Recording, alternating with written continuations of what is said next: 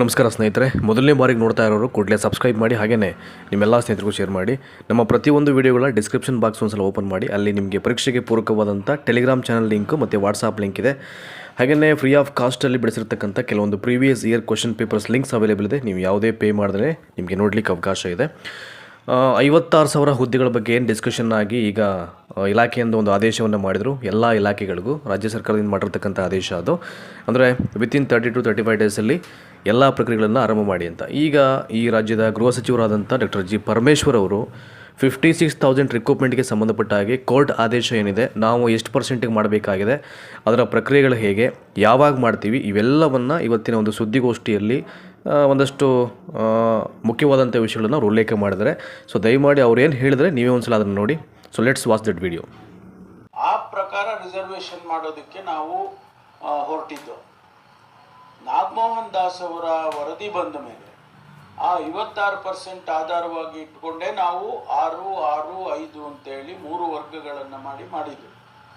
ಅದನ್ನು ಎಲ್ಲರೂ ಕೂಡ ಒಪ್ಪಿದರು, ಯಾರೂ ಅದಕ್ಕೆ ವಿರೋಧ ಮಾಡಿರಲಿಲ್ಲ.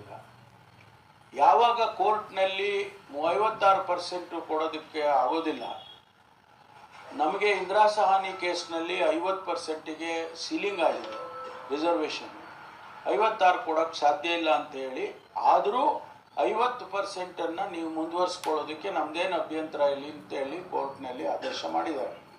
ಆ ಆಧಾರದ ಮೇಲೆ ಇವತ್ತು ನಾವು ಏನು 6, 6, 5 ಅಂತ ಮಾಡಿದ್ದೋ ಅದನ್ನು ನಾವೀಗ 50%ಗೆ ಇಳಿಸಿದ ಮೇಲೆ ಯಾವ ರೀತಿ ಪ್ರಪೋರ್ಷನೇಟ್ ಆಗಿ ರಿಸರ್ವೇಷನ್ ಮಾಡಬೇಕು ಅಂತ ಹೇಳಿ ಅದನ್ನು ವರ್ಕೌಟ್ ಮಾಡಬೇಕು.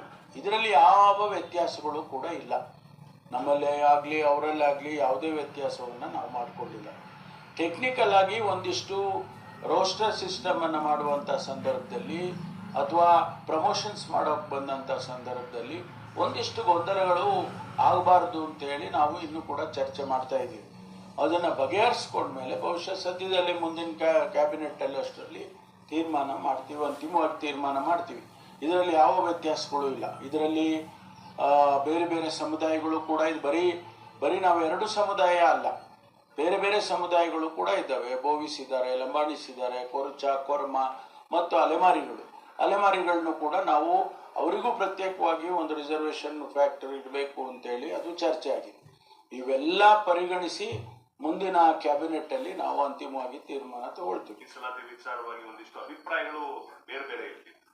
ಮುನಿಯಪ್ಪ ಸರ್ ಕ್ಯಾಬಿನೆಟ್ ನಲ್ಲಿ ಒಪ್ಕೊಂಡಿದ್ರು, ಆಮೇಲೆ ಅಭಿಪ್ರಾಯ ಬದಲಾಗಿತ್ತು. ಇದನ್ನೆಲ್ಲ ನಾವು ನೋಡಿದೀವಿ. ಈಗ ಮಲ್ಲಿಕಾರ್ಜುನ್ ಖರ್ಗೆ ಅವ್ರ ಮನೆ ನೀವು ಹೋಗಿದ್ರಿ, ಅವರು ಹೋಗಿದ್ರಿ. ಈ ಬ್ರೇಕ್ಫಾಸ್ಟ್ ಮೀಟಿಂಗ್ ನಲ್ಲಿ ಏನಾದ್ರು ಒಳ ಮೀಸಲಾತಿ ಗೊಂದಲವನ್ನ ಮೊದಲು ನಾವೇ ಬಗೆಹರಿಸೋಣ, ಯಾಕಂದ್ರೆ ಬೇರೆ ಸಂದೇಶ ಹೋಗಬೇಡ ಅಂತ ನಮ್ಮ ಮಾತುಕತೆ ಇಲ್ಲ. ನೋಡಿ, ಇದರಲ್ಲಿ ಯಾವುದು ಮುಚ್ಚುಮರೆ ಏನಿಲ್ಲ.